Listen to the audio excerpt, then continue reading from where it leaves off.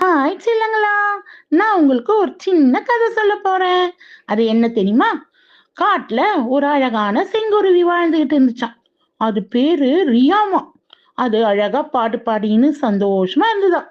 திடீர்னு ஒரு நாள் கீழ்ப்பக்கமா மரத்துக்கு கீழே ஏதோ சத்தம் கேட்டுச்சாம்.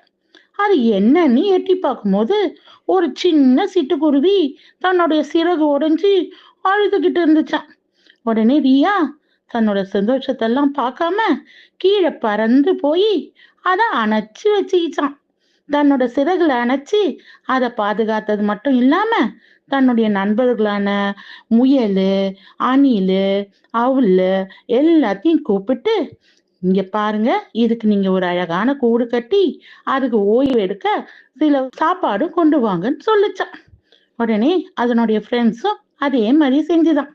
கொஞ்ச நாள்ல சிட்டுக்குருவியோட காயங்கள்லாம் ஆறி அதுங்க ரெண்டும் ஒன்னா சேர்ந்து சந்தோஷமா நண்பர்களா ஆயிட்டாங்களாம். இந்த கதை உங்களுக்கு பிடிச்சிருக்குதா? ஹாப்பியா என்ஜாய் பண்ணுங்க. Like, comment, and subscribe.